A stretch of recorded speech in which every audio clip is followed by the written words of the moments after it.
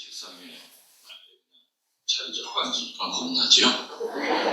도대체 저 양반이 피정을 시키려고 그러나 아니면 이사를 몇 시간 동안 하려고 그러나 너무 겁먹지 마세요. 제가 10월 달에 교통사고를 좀 크게 당해서 아직까지 몸이 많이 부실합니다. 며칠 전에는 내가 죽었다고 이렇게 카톡이 전 세계로 돌았더니 위독하다 어느 성당에서 연도까지 마치고 큰일 났어요. 나 이게 벽에다 박을 때까지 살고 어떻게 할 거야. 죽었다 소리를 많이 들으니까 작전이 성공했어요. 제가 퍼뜨린 거예요. 안 믿으시죠? 아마 내가 다쳤다는 얘기를 누가 나중에 듣고 거기에 이제 자기 생각을 덧붙여서 얘기를 했겠죠. 가끔 전 그런 소리를 많이 들어요. 작년에는 희한하게 내가 또 말기 암이 걸렸다고 또 소문이 나고 또 5월달에도 내가 해외에 피정 나가서 또 급사를 했다고 또 아무튼 다양하게 죽어요. 암에 죽고 급사를 하고 교통사고를 했고 김정은이가 지시를 해서 이렇게 해서 헷갈리게 하는 거죠. 아무튼 원래 지금 순례철이 아니기 때문에 원래 순례철이 아닌 이런 시기는 평일 미사관, 주일 미사관 그날 복음을 가지고 해서 그래 뒤에 어린이 방이 따로 있어요. 그래 나 진짜 엄청 좋아하거든. 근데 아무튼 선물을 서운해하지 말으니 어차피 가만히 해보니까는 조금 길어 신문이 가면 이렇게 니들한테 길어운 시간일 거야. 뒤에 나가서 뛰어놀아. 유아실에 가서 그렇지. 생각 잘했다. 순례철이 아니기 때문에 오늘 같으면 세례 축일이죠. 사실은 세례 축일 강론 어저께까지 준비 잘하고 있었는데 갑자기 수녀가 카톡이 왔어. 주님 상주에서 20명이 옵니다. 거기는 갑자기 결정이 하시고 아니면 오래전에 했는데 수녀님이 나한테 연락을 늦게 한 거예요. 어떻게 된 거예요?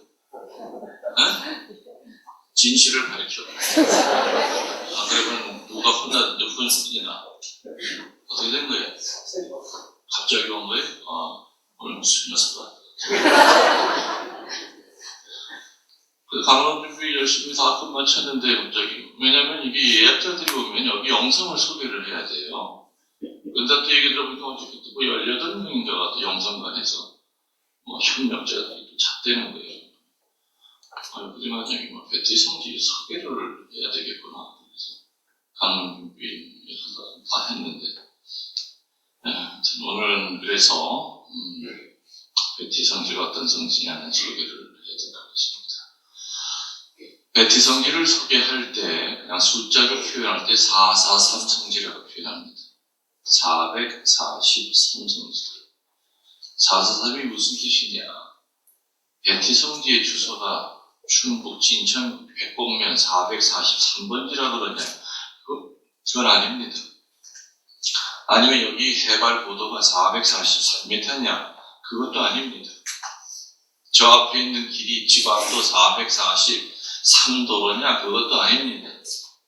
첫 번째 사는 베티에는 4가지의 영성이 있다는 뜻입니다. 그리고 두 번째 사는 영성을 꽃이라고 그러면 꽃은 반드시 열매를 맺습니다. 그래서 베티 성지에서 여러분들이 받아가셔야 될 열매, 다시 말하면 은사가 4가지가 있다는 뜻입니다. 그게 두 번째 사입니다. 마지막 사은 뭐냐? 베티 성지에 왔다가 돌아가는 순례자들한테 주어지는 영적인 의무가 3가지가 주어진다. 그래서 영성, 그 다음에 뭐예요? 은사, 그 다음에 의무. 그래서 그걸 443 성지라고 얘기를 합니다. 물론 이제 첫 번째 사 가지고도 말을 하려면 하루 종일 되는 중요한 내용들이지만 뭐 어떤 때는 뭐 순례 처리될 때는 미사가 깁니다. 2시간 이상 할 때도 있어요. 근데 지난 여름에도 미사가 기니까 5사람이 죽었어요. 미사가 굶어 죽었어요. 그래가지고 오늘은 이렇게 굶어 죽게 해드리지 않을 테니까는 요약을 하겠습니다. 첫 번째 제가 뭐라 그랬죠? 영성이 4가지다. 그 영성이 어디 있냐면 여러분들 들어올 때 그 길쭉한 리플렛 하나씩 갖고 들어오셨어요? 그 맨 겉장 한번 보세요. 겉장 밑에 부분에 보면은 요약을 해놨어요. 작은 빨간 글씨로 베티 순교 성지의 4가지 영성이라고 찾으셨어요? 아니 우리 형제는 왜 뒷장을 봐? 맨 앞장이래요. 자, 1, 2, 3, 4로 되어 있죠? 같이 한번 읽어봅시다. 시작.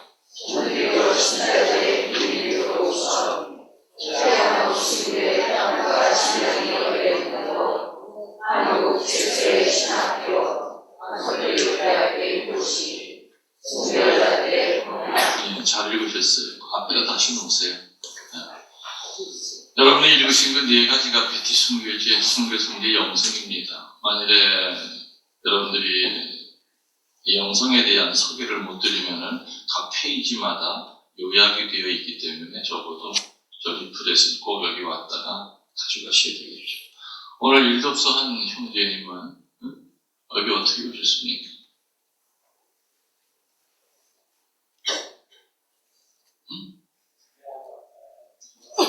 작년에 한 분 왔다가 또 부부세요? 우리 자매이고? 세상, 오늘 독서까지 했어. 이야, 가문의 영광입니다. 성지 신부가 찾아오는 순례자들한테 여기 어떻게 오셨습니까? 하면은 정말 듣고 싶은 답은 뭐냐면은 버스 타고 왔어요. 아니면 단체에서 왔어요. 그건 다 알고 있는 얘기거든요. 여러분들이 정말 100점짜리 답은 뭐냐? 주님이 불러주셔서 왔습니다. 그게 정답일 거예요. 왜냐면은 성지는 아무나 발 디딜 수 있는 데가 아니에요. 서양말이나 한국말이라 거룩한 땅이죠? 거룩한 땅이 성지예요. 그렇기 때문에 이론적으로 따지면 현재 거룩하게 살고 있는 사람들만이 발을 디딜 수 있는 게 거룩한 땅이에요. 근데 오늘 여러분들 발 디뎠잖아요. 그리고 어제 잠까지 잤잖아요. 하룻밤을. 그럼 오늘 여기 있는 여러분들이 정말 다 하나같이 거룩하게 살아가는 사람들이기 때문에 이 거룩한 땅을 밟을 수 있었던 것입니다. 본인이 거룩한 사람이라고 생각하는 사람한테 한번 올리기만 해봐. 우리들 죄인이에요? 아니에요? 그렇죠. 미사 드리는 신부도 죄인이고 수녀들도 죄인이고 다 죄 속에 허덕이고 살아가는 죄인이에요. 죄인이 거룩한 땅을 밟을 수 있는 유일한 방법은 세상에 하나밖에 없어요. 하나님이 불러내시는 것밖에 없어요. 그래서 성지순례의 첫 단추는 뭐냐? 감히 발도 디딜 자격도 없는 이 죄덩어리 인간을 오늘 하나님이 살려내시려고 여기까지 불러주셨다는 거죠. 겉으로 보면 여러분들이 그냥 온 것처럼 보여요. 날짜 정하고 차 무슨 차로 갈까? 어디로 갈까? 겉으로 보면 전부 다 인간이 꾸며서 여기까지 온 것처럼 보이지만 아니라는 뜻이죠. 부르심을 받고 왔다는 마음을 가지고 성지에 머물면 하느님 만나요. 성모님 만나요. 그리고 여러분 불러내서 주시려고 하는 그 은사 4가지도 분명히 챙겨서 갈 겁니다. 그러나 내가 선택해서 왔다고 하는 사람은 여기 100번을 들락거려 보십시오. 소품밖에 안 돼. 그리고 자기가 선택해서 왔다는 사람의 특징이 있어. 성지에 머물면서도 죄져요. 성지를 걸어 다니면서도 그저 입만 열면 없는 사람 헐뜯고 깎아내리고 칩고. 여러분들이 성지를 향하여 떠날 때부터 여러분만 온 게 아니에요. 여러분 착공무늬에 마귀 새끼들이 다 매달려왔어요. 여러분들이 성지에서 하느님 보게끔 마귀가 허락 가만히 놓을 것 같아요? 어쩌면 여러분들 오늘 집 나서기 전에 이미 한바탕 하고 나온 사람이 있을지 몰라. 남편이랑 한바탕 하든 새끼랑 한바탕 하든. 어쩌면 여러분들 차 안에서 지금 마음 상하고 온 사람이 있을지 몰라요. 어쩌면 여러분들 어떻게 밤에 잠자면서 이곳에서도 한바탕 한 사람이 있을지 몰라. 분심이라고 하는 것은 입으로 소리 질러야만 분심은 아니에요. 속이 시끄러운 걸. 나 같은 죄인 오늘 새로 부활시켜 주시려고 이쪽으로 불러주셨다고 하는 이 겸손된 마음이 성지순례의 첫 단추예요. 안 그러면 여러분들 휘둘러보고 옆에 예수님이 오늘 하루 종일 몇 시간을 쫓아다녀도 여러분 못 볼 거예요. 마치 누구처럼 엠마오로 가는 제자들처럼 30리길을 그 두 제자 옆에 예수님이 숨소리까지 내면서 따라갔지만 그 엠마오로 가는 제자들은 예수님한테 몇 시간 동안 한 번도 눈길조차 주지 않았어요. 왜? 지들 얘기하느라고, 앞으로 먹고 살 걱정 얘기하느라고. 그 내용을 안 들어봐도 뻔해. 아이고 그 인간 3년 쫓아다니다 우리 개털됐다. 열심히 쫓아다니다 보면 하다 보더니 군수 짜리도 하나 얻을 줄 알았더니 이게 뭐야. 맥없이 십자가에서 피 흘리고 죽고, 야 큰일 났다. 3년 만에 마누라 앞에 나타나가지고 뭐라고 떠들 것이며 앞으로 뭐 해먹고 살 것이며 세상에 대한 걱정 때문에 예수님이 옆에 3시간을 쫓아가는데도 못 봤어요. 마찬가지죠. 여기서 하루 종일 머문다 하더라도 1년에 이곳에 수십 번을 온다 하더라도 그런 의식을 못 가지면 절대 예수님 못 볼 겁니다. 그리고 그 4가지 은사 모두 다 갈 겁니다. 그래서 은총의 불감증 환자가 될 것이다. 은총의 불감증. 못 느끼는 게죠. 암보다도 무섭고 에이즈보다도 무서운 게 못 느끼는 병. 머리끝에서 발가락 끝까지, 그리고 오늘 하루 전체를 하나님께서 은총으로 도배를 해주셨는데도 우리 못 느끼고 삽니다. 그래서 베티 성지만이 아니라 다른 성지 방문할 때도 우리의 마음가짐의 첫 번째 자세는 주님이 나를 불러주셔서 베티에 왔구나. 주님이 나를 불러주셔서 매개 성모님의 성지를 내가 이렇게 방문하게 됐구나. 바로 이러한 마음들이 바로 성지순례의 첫 단추가 아닙니까? 이것의 영성 4가지는 간단히 설명드리면 여러분들이 지금 읽으셨지만, 첫 번째가 천주교 신자들의 비밀 교천이 있던 곳이다 라고 읽으셨어요. 기억하시죠? 1801년부터 1866년까지 4번의 큰 박해가 있습니다.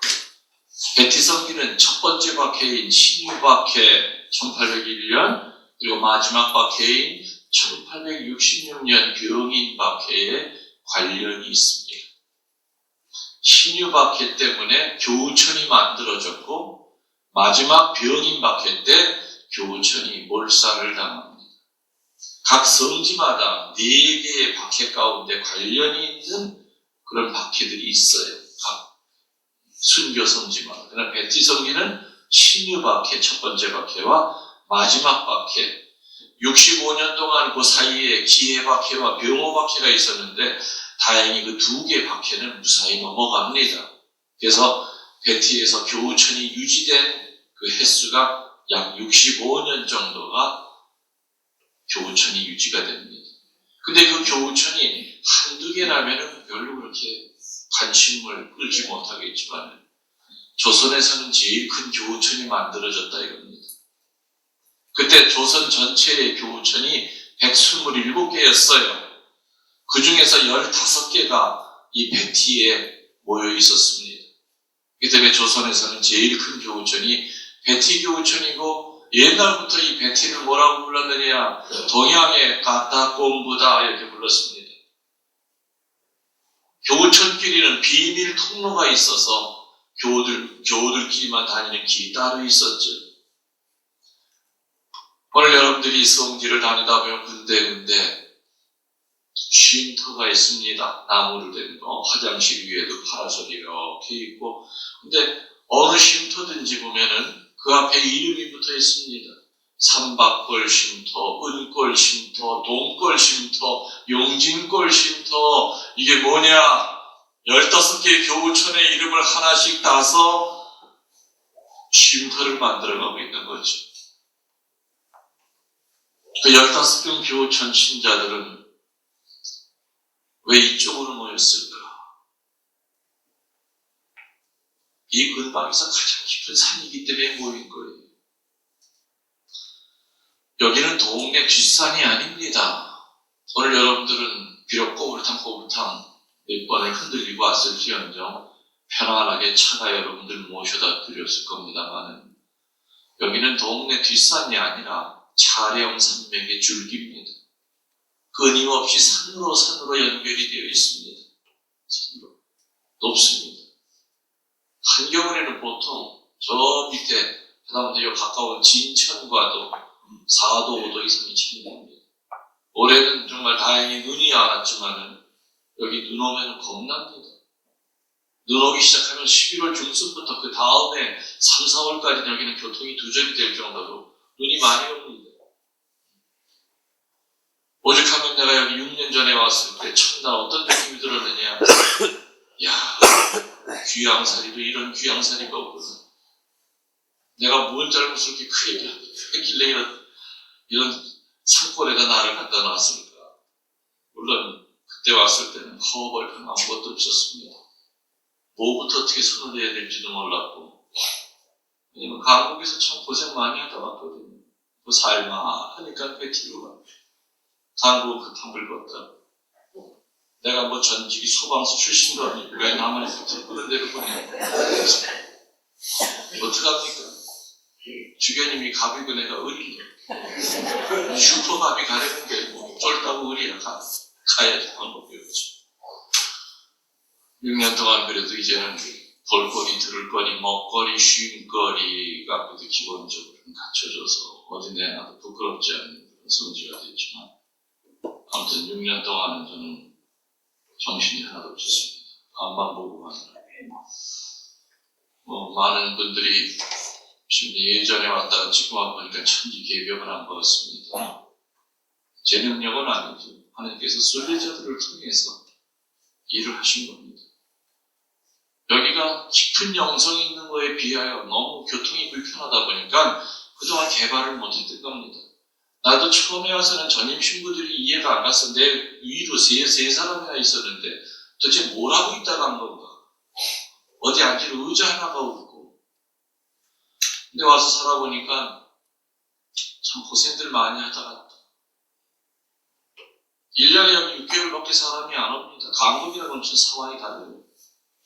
6개월 동안 들어온 돈, 헌금, 미사임을 가지고 무슨 개발을 합니까? 직원들 인건비 주기도 어렵죠. 그러니까 생각은 있어도 개발할 수가 없었던 거예요. 땅 사느라고 빚진 돈 이자 갚느라고 허덕이고 있었죠. 그 더운 8월 달에 내가 부임했는데도 사대간에 에어컨이 하나가 없었대요. 어디 가도 에어컨이 하나 없었대요. 제2실에는 제습기 하나가 없어서 제2가 다 물이 줄줄 흐르는데도 그만큼 어려웠어요. 여기 처음에 왔을 때. 빚은 빚대로 있고.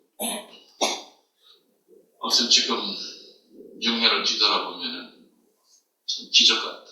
물론 한국에서도 하나님께서 하신 일 생각하면 너무나 감사하고 기적 같지만, 베티 와서 6년 동안 주님께서 이 사제를 통하여 하신 일을 생각해보면 다른 게 기적이 아니라 이런 게 기적이 아니죠.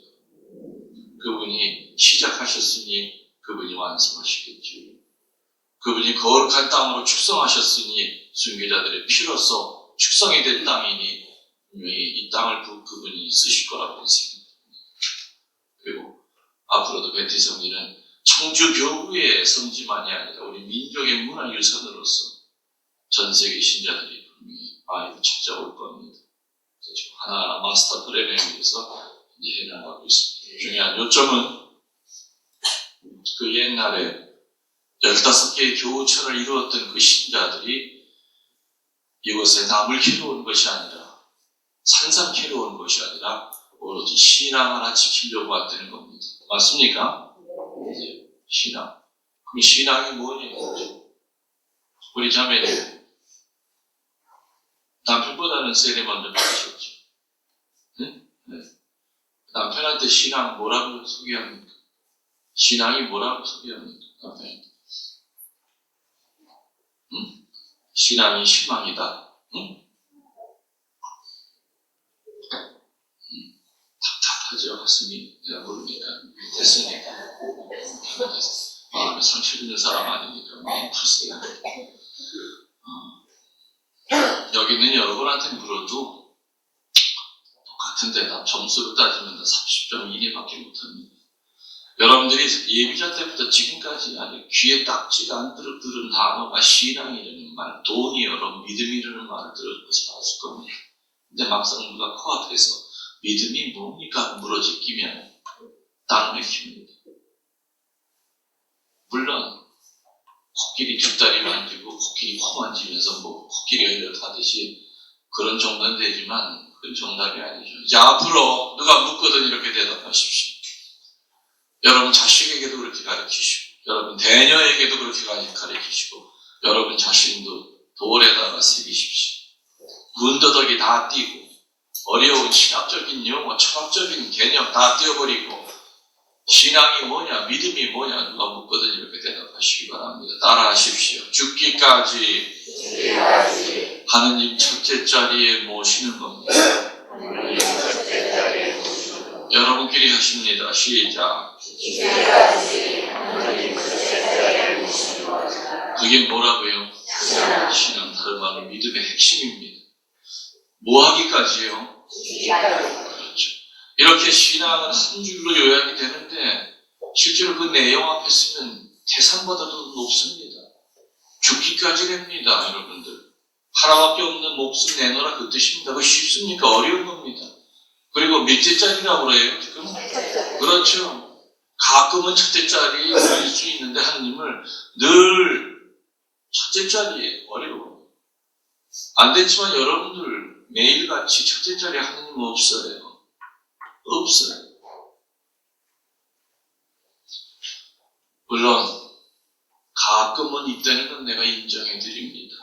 급할 때, 병 들었을 때, 벼랑 끝에 몰렸을 때, 아이 수능고사 봐야 될 때, 내놓은 집이 더럽게 안 나갈 때, 그럴 때는 9일기도 15기도 안 나가던 평일미사, 생전 안 하던 촛불봉원, 오만 난리를 다 떨고 하느님이 첫째 자리에 계시겠지만 그 고비가 지나가 보십시오. 그때도 하느님이 첫째 자리에 있나 천만의 말씀.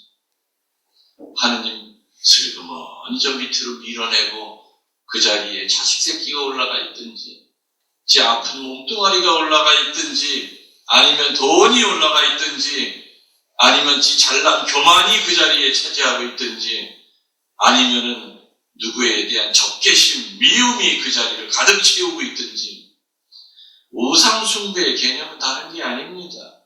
하느님 밀어내고 그 자리에 버티고 있는 건 다 우상덩어리입니다. 우상이 금으로 만든 송아지만이 아니겠죠. 그래서 신앙의 개념은 이렇게 한 줄로 요약이 되지만 죽기까지 하느님 첫째 자리에 모시는 거라고 요약이 되지만 그 내용은 우리 약해 빠진 우리들이 지키는 것이 얼마나 힘든지. 이 우상숭배에 대한 유혹은 사제건 주교건 추기형이건 수녀들이건 조금만 정신 못 차리면 다 우상숭배에 빠져서 합니다. 뭐 나라고 배울 수 있습니까? 성지개발이다 뭐 피정치도다 뭐 해가지고 정신없이 바쁘죠. 저녁 때가 되면 파김치가 됩니다. 기도하기 싫습니다. 그리고 합리화시키기 시작합니다. 주님 오늘 주님 위해서 내가 오늘 하루 종일 일한 거 주님 보셨지? 네? 그러니까 나 오늘 기도 안 하고 자도 되겠지? 이게 바로 뭐냐? 지옥 가는 KTX. 마귀가 나 마귀다 하면서 우리를 망가뜨리지 않아요. 너무 교묘하게 지극히 합리적으로 이성적인 생각을 갖게 하면서 마귀가 하느님 밑으로 내려가게 세상 것을 위로 올라가게 만들어요. 그래서 신앙 때문에 이곳에 왔다는 말은 쉽지만 짐승들밖에 살 수 없는 이 산속 지금도 여기는 해 떨어지면 짐승들이 나와요. 한겨울 되면 멧돼지가 내려와요. 그래서 한겨울 되면 사회 준비해 놔야 돼요. 한밤중에 별의별 소리가 다 들려요. 지금도 이렇게 산이 깊은데 그 옛날에 여기가 얼마나 깊었겠습니까? 우리는 사람 살 동네가 아니에요. 무슨 조금만 파보면 다 돌덩어리야, 돌산이야. 농사가 잘 됐겠습니까? 뭐 했겠습니까? 그래서 보릿고개 때마다 그래도 우리 신자들 먹여 살린 게 뭐냐? 배나무였대요. 돌배나무. 여기가 배티야. 배나무 배자에 고개 티자. 돌배나무가 많았던 고갯길이다. 그래가지고 배티요. 배티하니까 무슨 프랑스말 같죠? 지난번에도 혀까지 굴리대 베리. 베리는 무슨 베리야, 베리.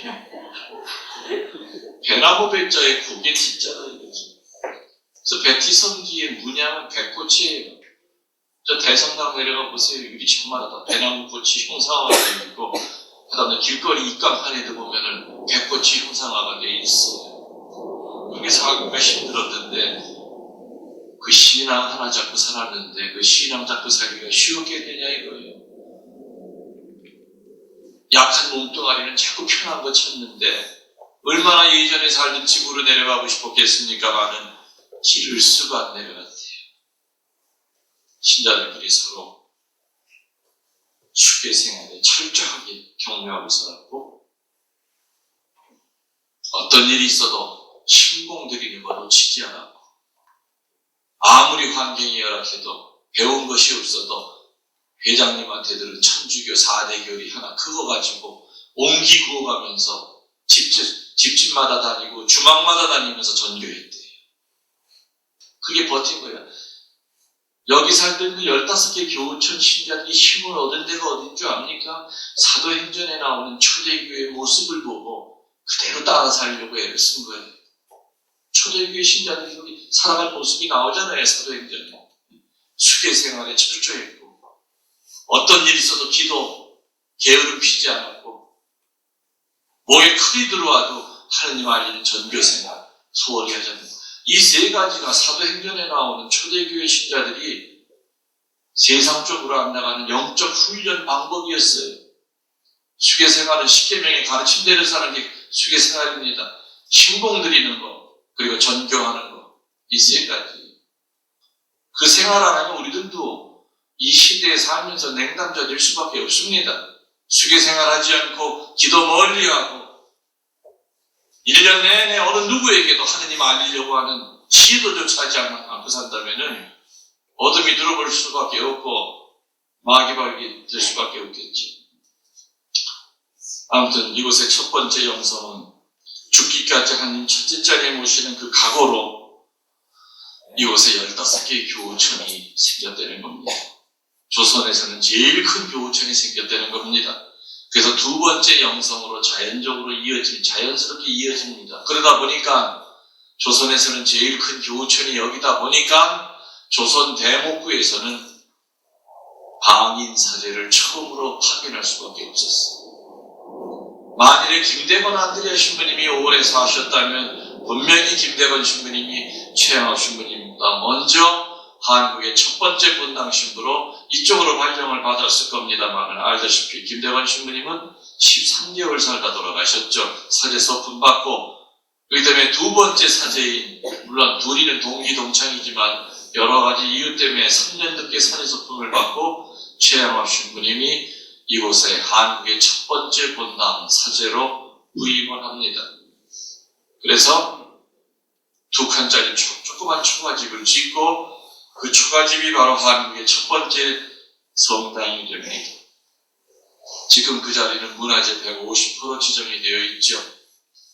내가 이곳에 살아보니까 베티는 한눈에 들어오는 성지가 아니에요. 그래서 안 보이는 데가 더 많아요. 가장 영성적으로 기운이 좋은 데가 어디냐? 최양업 신부님의 성당터예요. 그걸 어디로 가느냐? 저 찻길 따라서 한 400m 걸어 올라가시면 안성적으로 오른쪽에 최양업 신부님의 성당터 및 한국의 첫 번째 신학교 터가 나옵니다. 나지막한 언덕에 올라가면은 왼쪽에 14처가 있는 잔디밭이 있고 오른쪽에 길떠나는 최양업 신부님의 동상 그 옆에 2칸짜리 초가집이 있어요. 그 초가집이 바로 한국의 첫 번째 성당이에요. 물론 사제관도 겸했을 겁니다. 그리고 나중에 신학생 셋을 가리키던 한국의 첫 번째 신학교가 됩니다. 그래서 그것이 가톨릭 대학이 시작이 된 장소가 바로 그 장소죠. 최양업 신부님은 그곳에 2칸짜리 초가집을 짓고 이 근방에 있는 15개의 교천만 사목하신 것이 아니라 그때 전국에 몇 개가 있었다고 했어요? 127개 교천을 혼자서 사목하십니다. 밤에만 다니시죠, 주로. 그리고 대개 교천은 산속에 숨어 있었기 때문에 산길을 걸어가십니다.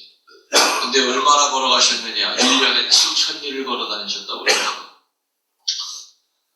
그래서 여러분들, 우리 남자들 군대에서 몇 리나 걸어봤는지 모르겠지만 1년에 7,000리라고 하는 거는 서울에서 부산까지가 1,000리예요. 400km.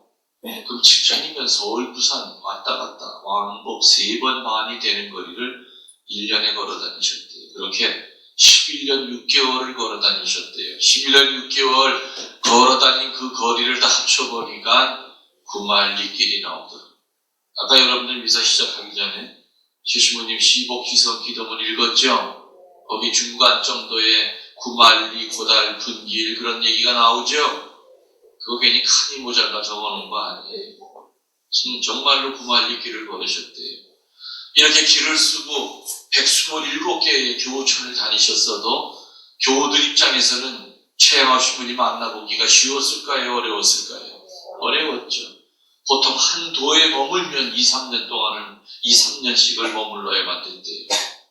이 때문에 최양업 신부님은 양 하나라도 더 만나기 위하여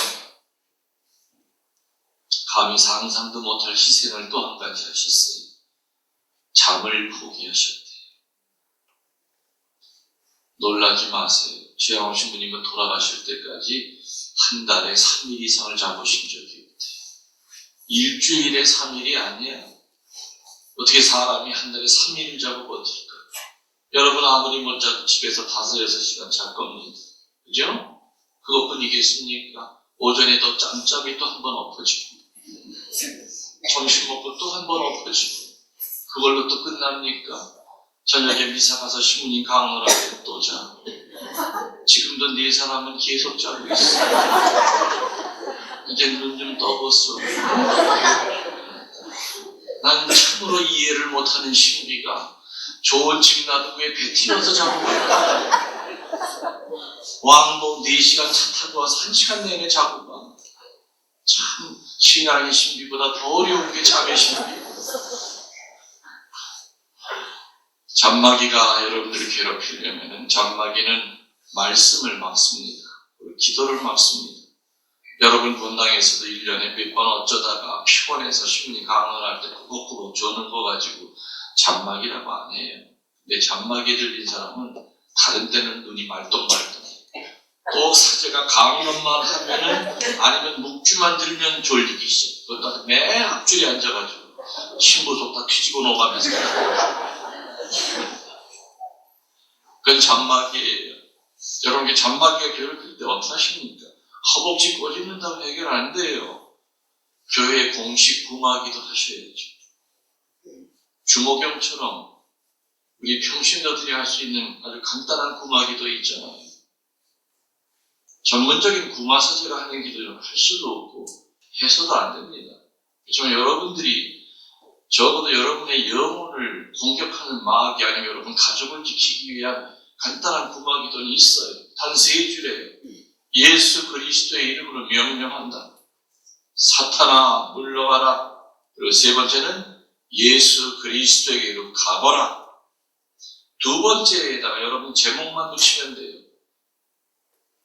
앞에다가 잠마귀야 물러가라. 음란 마귀야 물러가라. 분노의 마귀야 물러가라. 교만의 마귀야 물러가라. 그리고 반드시 3번째 예수 그리스도에게로 가거라까지 하셔야죠. 물러가라만 하면 일단 기어나갔다가 메가박스에서 한 3톤 뛰고 나중에 돌아올 때 노숙자 마귀 친구들 4명까지 같이 끌어들고 반드시 예수 그리스도께로 가락하셔야 돼요. 놀랍게도 이 교회의 공식적인 구마 기도가 우리 신자들 99%가 죽을 때까지 한 번도 안 하고 못 해보고 죽습니다. 여러분들 잘못이 아니라 교회가 안 가르쳐서 그래요. 하긴 뭐 요즘도 말하면 뭐합니까? 신부들도 마귀가 어딨냐는 인간들이 있는데 마귀가 어딨어요 지금 세상에. 신학교 교수들도 그렇게 떠드는 인간들이 있어요. 그런 인간들 한번 마귀한테 센 놈한테 한번 당해봐야 마귀가 있다는 걸 깨닫게 되겠죠. 여러분들 뭐 검은 사제라는 거 보셨어요? 물론 뭐 거기 나오는 범띠한테도 영빨이 그런지 그 감독 그 인간 내가 그런 말을 하지 말라고 그랬는데 그런 스포츠예요. 그렇죠? 그러나 거기 나오는 기본 줄거리는 팩트예요. 실제 거기 나오는 여러 가지 얘기들을 그런 현상 같은 경우는 그보다 좀 더할 때가 많죠. 저는 뭐 한평생을 마귀와 싸운 사제입니다. 별의별 일들이 다 있었지만 아무튼 마귀는 존재론적으로 물론 그 영화에 나온 것처럼 그냥 겉으로 그냥 거칠고 그냥 뭐 그런 전인적인 부마자도 있지만은 내 악습을 가지고 조종하는 마귀, 내 약점, 그리고 내 인성 속의 상처 같은 것을 가지고 죽을 때까지 나를 은근히 조종을 합니다.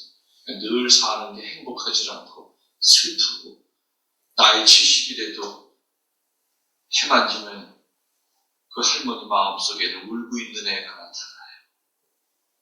피 흘리는 애가 나타나요. 이런 것들은 어떻게 보면 구마해야 될 것들이에요. 정신병원에 있는 사람들 80%가 내 견해로는 전부 다 구마자들입니다. 근데 지금은 신학교에서조차 마귀를 안 가르칩니다. 수련원에서조차도 마귀 얘기 꺼내면 이상한 왕따당합니다. 마귀가 그렇게 만들어 놓은 거예요. 성모님의 메시지대로 교회 안에 오류가 번지고 있다. 철학적인 개념으로 해석을 합니다. 신화라고 얘기합니다. 마귀가. 예수님이 광야에서 마귀의 악마와 싸우기 이게 신화라고 얘기합니다. 그러니까 슬그머니 바티칸 공예 이후에 악마론, 천사론이 슬그머니 신학교에서 커리큘럼에서 없어지기 시작했죠. 그래 지금 젊은 친구들은 마귀에 대해서 공부 못합니다. 그러니까 근데 현장에 신부가 돼서 살아보면 아니거든. 신부님 우리 딸이 이상해요. 아 왜 그 나한테 데려와요? 병원으로 데려가세요. 진엄이 해결해 줘야지. 신부 진엄이. 왜 의사한테 맡겨? 하느님의 힘으로 떼어내줘야 될 걸 같아.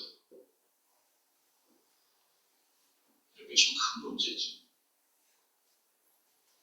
물론 그 후에 현명한 교황님들이 나타나셨어요. 요한 바울 2세 때부터 베네딕토 16세 교황부터 해가지고 지금 교황님까지. 그래서 교황청에서도 아주 없애버렸던 전 세계 구마 사제회를 갖다가 이제 공식적으로 인정했고 전 세계 한 200 몇십 명의 구마 사제들이 우리나라에서 활동하고 있습니다. 그러나 부족이죠.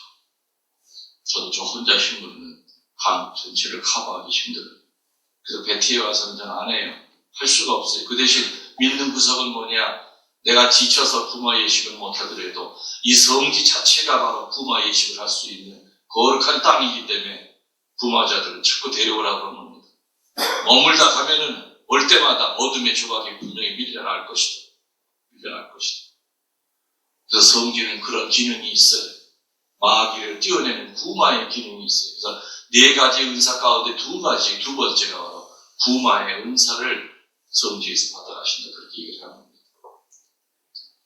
아무튼 최양학 신부님은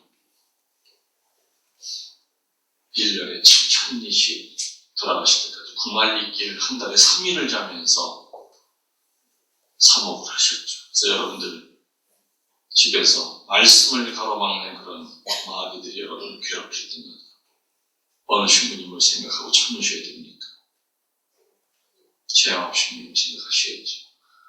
최양업 신부님은 말씀을 전하러 방방곡곡 한 달에 3일을 자고 걸어다니셨는데 나는 우리 본당 신부님 평일강론 5분도 못 견디고 이렇게 내가 분심 속에 있으면 안 되지. 여러분이 구마기도 하셔야 됩니다. 다른 생각 못 들어오게 하셔야 됩니다. 마귀는 어떤 방법을 써서라도 말씀을 가로막을 겁니다.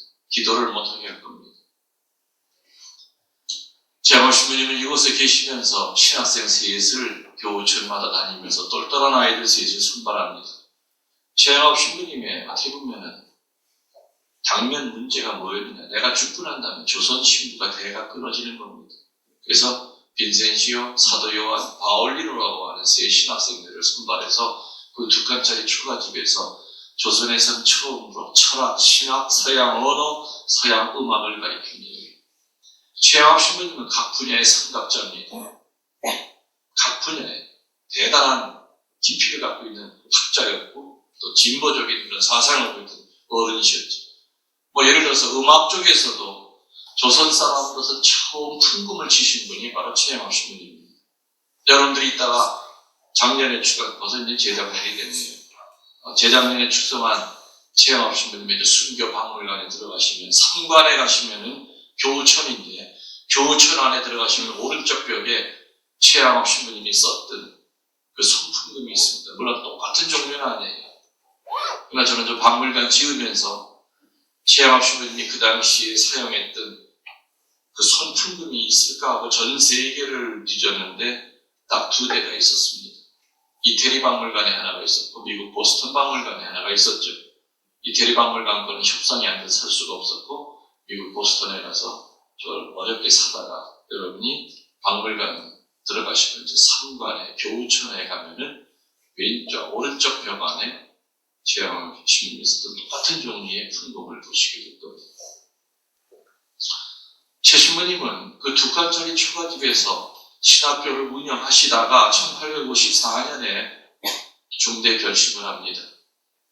그 옛날 당신이 마카오로 유학을 떠났듯이 이 세 신학생들을 말레이시아에 있는 페낭 신학교로 유학을 보냅니다. 말레이시아는 여러분 알다시피 인천공항에서 비행기 타고 7시간을 날아가야 되는 결코 가까운 나라가 아닙니다. 배를 태워서 그 먼 데로 그 아이들을 보냅니다. 그 아이들은 배에서 내려서 몇 달이 걸려서 페낭이라고 하는 작은 동네까지 찾아갑니다. 그래서 신학교에 입학까지 합니다. 지금도 페낭 신학교 학족부에는 출신지 베티 해가지고 조선 신학생들 3사람의 이름이 지금도 그 잉크가 자국이 있습니다.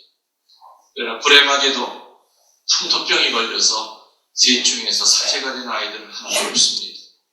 그렇지만 역사적인 사실은 가톨릭 대학이 시작이 된 장소가 바로 그 2칸짜리 초가집이다 하여 나라에서도 문화재 150%로 지정을 해준 겁니다. 최양업 신부님이 돌아가신 후에도 이곳은 워낙 중요한 곳이기 때문에 서양 신부님들이 본당 신부로 계속 파견을 합니다. 그렇게 해서 아무튼 65년 동안을 들키지 않고 기해박해와 병호박해를 무사히 넘어갔는데 마지막 박해인 1866년 병인 박해 때 장사꾼들이 드나들면서 소문이 나기 시작합니다. 저 산골에 천주학쟁이들이 때려 모여 산다. 나라가 비상이 걸립니다. 그리하여 군대가 동원이 돼서 비밀 통로까지 지도까지 다 입수를 해서 비밀 통로에도 포졸들이 미리 대기하고 있었고 한밤중에 동시에 15개의 교우촌이 습격을 당합니다. 우리 신자들은 예수, 마리아, 요셉 찾을 시간도 없이 목이 잘려나갔고 아이들 가슴에도 창이 꽂힙니다. 온 산천지가 전부 다 피비린내가 진동합니다. 포졸들이 물러가고 난 후에 시신을 수습할 신자가 없었대요. 하도 다 죽였어. 누가 수습했겠습니까? 피비린내 맡고 산짐승들이 내려와서 실컷 뜯어먹었대요. 그 시신은 배 터지게 먹고 배부르면 올라갔다가 배가 꺼지면 또 내려와서 나머지 시신 또 먹고 나중에는 뼈만 남았을 겁니다. 그 뼈는 먼지에 쌓이고 나뭇잎에 쌓이면서 땅속으로 스며 들어갔어요. 우리들은 그분들의 이름을 모르기 때문에 무명순교자라고 부릅니다. 무명순교자. 베티 출신 9분의 복자가 여기는 있어요. 지난번 124분 가운데서 9분이 베티 출신이에요. 근데 그분들은 여기서 살다가 딴 데 가서 죽은 거지, 여기서 묻혀있던 분을 우리가 찾아내서 이름을 밝혀낸 분이 아니에요. 실제로 베티에는 많은 분이 묻혀있지만 이름들을 몰라요. 15개 교우촌마다 많은 무명순교자들이 묻혀있겠지만은 요 베티골에서만 20분을 찾아냈죠. 그래서 14인의 무명순교자 묘가 있고 6인묘가 있습니다. 최양합신부님의 성당터에서 다시 길을 따라서 안성 쪽으로 쭉 한 500m 올라가다 보면 오른쪽에 거기도 문화재로 지정이 되어 있습니다. 14인묘가 있고요. 길 따라서 위로 올라가면은 800m 올라가면은 6인묘가 있습니다. 그래서 지금 얘기 드린 대로 이것은 4가지의 영성이 있습니다. 최양합신부님의 땅과 신앙이 어리기 전에 여기는 먼저 한국의 첫 번째 많은 교우촌들이 모여있는 비밀 교우촌이 있던 것이다. 최양합신부님의 땅과 신앙이 어려있던 것이다. 한국의 첫 번째 신학교가 있던 것이고 마지막에 순교자들의 본향, 무명 순교자들이 묻혀있던 것이다. 이 4가지의 영성이 거름이 되어 꽃이 핍니다. 그리고 열매를 맺습니다. 우리는 그것을 은사라고 부릅니다. 그래서 베티 성지에는 4가지의 은사가 있는데 제목만 얘기해 드리려 합니다. 첫 번째로 베티 성지는 치유의 은사가 강한 것입니다. 치유라고 하는 건 아픈 몸뚱아리 낫는 것도 치유고 인성의 상처가 낫는 것도 치유일 겁니다. 그래서 베티는 치유의 은사가 강합니다. 두 번째는 아까 얘기했던 대로 구마의 은사가 강합니다. 구마의 은사. 베티 성지에서 한 달에 한 번 은총의 밤이 전국에 있는 신자들이 다 몰립니다. 그때 1부, 2부, 3부로 나눠지는데 3부가 성시간, 치유의 시간입니다. 그때 많은 구마가 일어납니다. 그래서 성지는 1년에 한 번 다니는 데가 아니죠. 시간 날 때마다 찾아오십시오. 그래서 성지를 정기적으로 다니는 사람들은 제가 눈으로 보면은 변화의 그 차이를 느낍니다. 3년 전에 저 자매가 처음 들어왔을 때 정말 마귀 얼굴이었는데 길을 쓰고 옵니다. 몇 년 지나다 보면 얼굴이 바뀝니다. 정말 이쁩니다. 천사의 얼굴로 바뀌어 있습니다. 그게 바로 어둠이 밀려나가는 겁니다. 어둠은 절대로 빛을 못 이깁니다. 성지는 이 세상 어떤 땅이랑 다르게 빛이 강한 것이기 때문에 내 안에 마귀가 들끓고 있다고 느끼시면, 어둠이 나를 지배하고 있다고 보면, 거울에 비친 내 모습이 마귀 새끼처럼 보인다면 여러분들 집에서 해결 못합니다. 교회는 구마 사제에게 도움을 받든지 아니면은 거룩한 땅으로 찾아가라고 가르칩니다. 찾아오십시오. 그리고 그날 저는 공식적으로 이제 안수를 해드리는 날입니다. 매월 첫 토요일. 1부, 2부, 3부로 나눠집니다. 리프레맨 뒷페이지에 3페이지 나오면 그 안내 내용이 나와 있으니까 나중에 천천히 읽어보시면 되겠습니다. 세 번째 이곳에 은사는 믿음의 갑옷을 입혀주실 겁니다. 이 세 번째 은사입니다. 네 번째 은사는 순교할 수 있는 담대함을 주십니다. 치유, 구마, 믿음, 순교는 어떻게 보면 다 연결이 되어 있습니다. 치유가 되지 않고 구마가 되지 않으면 절대로 믿음 생활을 할 수가 없고, 믿음 생활을 못한다면 나가서 우리는 영적 순교 못합니다. 혓바닥 못 다스립니다. 분노 억제 못합니다. 그래서 이 4가지의 은사, 그래서 제일 중요한 것은 치유와 구마가 이루어져야만 우리가 제대로 된 믿음 생활도 할 수 있고, 또 나아가서 정말로 영적으로 우리가 순교할 수 있는 그러한 은총의 가운데 머물게 된다는 뜻입니다. 이 네 가지가 두 번째 사입니다. 이해가 되시죠? 마지막 3은 여기 왔다 가는 분들에게 주어지는 영적인 의무라고 그랬습니다. 세 가지 의무가 있는데 첫 번째, 기도의 의무가 있습니다. 아까 여러분이 읽었듯이 리프레맨 첫 페이지 열면 최영업 주님의 영정사진이 있고 그 영정사진 밑에 뭐가 있습니까? 시복시성 기도문이 있습니다. 그 리프레 꾸기지 말고 잘 가져가십시오. 여러분의 돈금으로 만든다 비싼 리프레십니다. 여러분의 기도방이 있다면, 기도 책상이 있다면 그 책상에 잘 이렇게 세워놓으시고 하루에 한 번씩 최영업 주님의 시복시성을 위해서 기도 바쳐주시는 거, 이게 바로 여기 찾아왔다가 분들에게 주은 첫 번째 의무, 기도의 의무랍니다. 해주실 수 있겠죠? 해주시기 바랍니다. 저 혼자 힘으로는 안 되죠. 물론 작년에 애석하게도 최영업 신부님이 목자가 안 되셨지만은 아마 하느님께서는 나중에 더 큰 기쁨 뭡니까? 시복만이 아니라 시선까지도 같이 해주시려고 잠시의 서운함을 허락하셨다. 저렇게 생각합니다. 저도 참 많이 서운했었죠.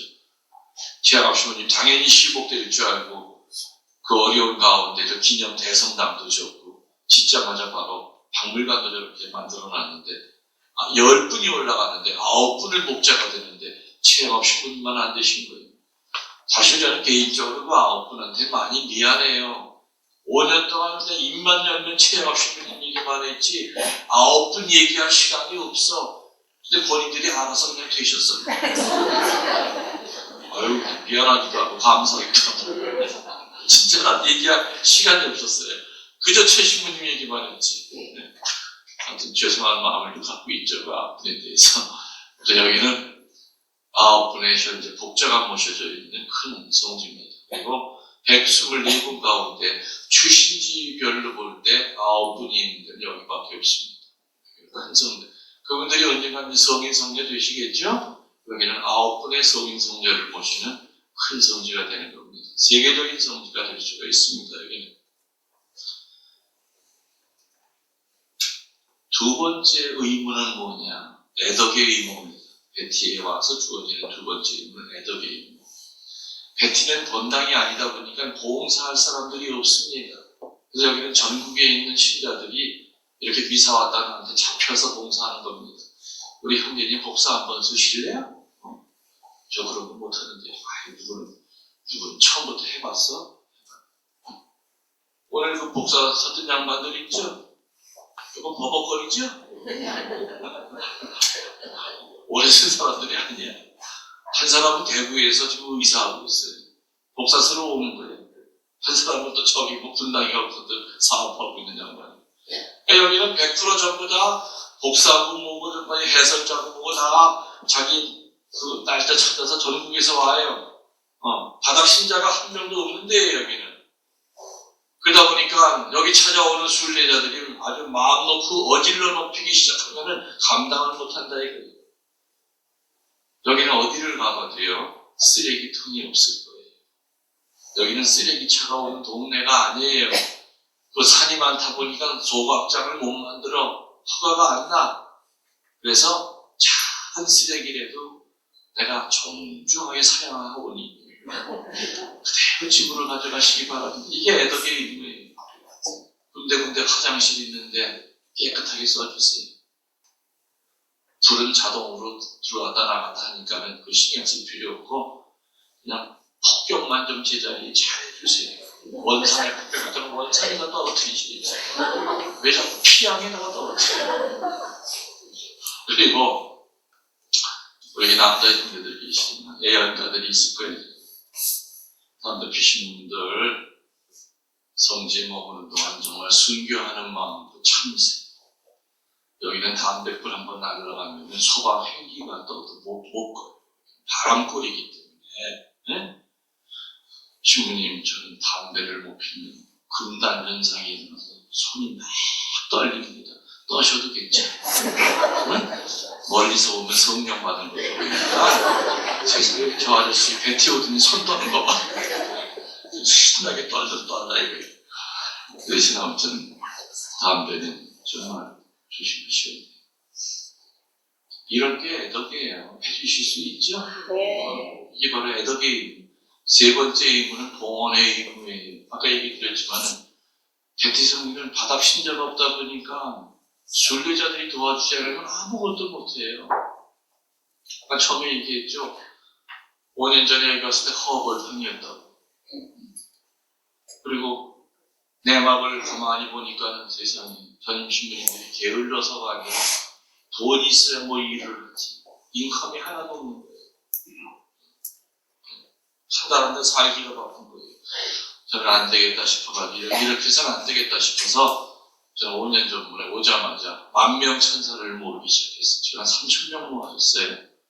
그분들이 한 달에 10,000원씩 자동일치 해주시는 거 가지고 지금 5년 동안 이렇게 바뀐 거예요. 몇 달 동안 모아서 목돈이 하나 되면 또 뭐 하나 만들고 뭐 하나 만들고 그 10,000원은 10,000원이 아니라 빵의 기적이 일어난 거죠. 그리고 그분들한테는 뭘 돌려드렸느냐? 확실한 거 돌려드렸죠. 매일같이 11시에 가정미사를 드려드렸어요. 이렇게 생각하시면 편해요.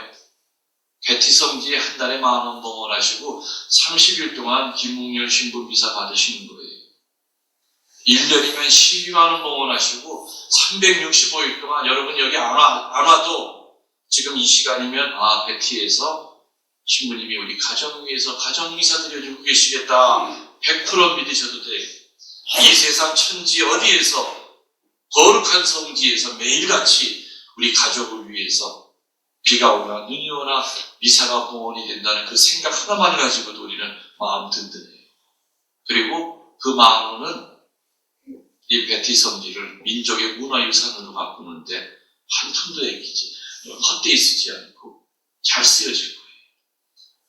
그럼 3,000명이 봉헌하시는 그거 가지고 지금 베티 성지가 만들어져 가는 거예요. 오늘 여러분들도 천사 되실 수 있는 거예요. 그렇죠?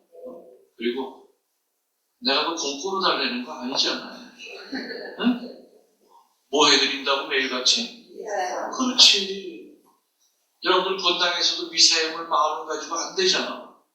그냥 10,000원만 내라 이거 한 달 동안 해주겠다 이거 내가. 이렇게 싼 데가 어딨어 세상에. 12,000원 가지고 365일 동안 가정을 위해서 생미사가 드려진다 이거죠. 또 다른 데도 아니고 거룩한 성지에서 네? 여러분들 손익 계산을 딱 해보시고 여러분한테 이득이에요 아니에요? 네? 나 아쉬워서 얘기하는 거 아니야 이거 솔직히. 그래서 그게 봉헌의 의무예요. 베티 성지는 순례자들이 살려야 되는데 그래서 저는 한 번도 여기는 천주교구의 성지라고 생각해 본 적도 없어요. 우리 민족의 문화유산입니다. 우리 후손들이 다 우리 손주, 손녀, 증손자, 고손자들이 언젠가는 우리 할아버지가 여기 많이 만든 성지래요. 그 얘기해요. 저는 여기 있으면서 그냥 앞에 운전수로서 아무튼 여기 신자들 찾아오시는 분들 잘 안내하고 또 여기는 산이다 보니까 자연 친화적으로 많은 생각을 하면서 하나하나 개발을 해나가요. 무조건 남 개발을 하다 보면 여기 다 망가져요. 저는 의자 하나 설계할 때도 몇십 번 설계를 해요. 여러분들이 그런 마음으로 또 베티에 대한 거 주변 사람들한테 알려주시는 것도 큰 힘이 되겠죠. 한 분에도 찾아요. 또 혹시라도 여러분들이 뭐 일을 당하셔가지고 뭐 상을 당했다 이래가지고 집중적으로 어디다가 한 달 미사, 2달 미사를 봉헌하고 싶다. 뭐 주변에서 그런 얘기가 들리면은 베티에다가 좀 안내해 주신 것도 큰 힘이 되시는 거예요. 사무실에다 전화 한 통화만 하셔가지고 봉헌자, 지향자 그리고 미사예물을 오늘 부자로 놓겠습니다. 그러면은 제대 위에 딱 올라가요. 사제들은 열심히 매일같이 미사 드려드립니다. 아셨죠? 그래서 베티 성지는 443 성지다. 4가지의 영성과 4가지의 은사와 3가지의 뭐라고요? 영적인 의무가 주어지는 성지입니다. 그래서 오늘 그 성지 여러분이 찾아서 오신 것이 아니라 하나님이 불러내신 것, 초대해 주신 것, 믿는 것이 바로 그 4가지의 은사를 여러분들이 가져가시는 믿으시죠, 이제는? 네, 믿는 마음으로 사도신경 같이 하겠습니다. 전능하신 천주 성부,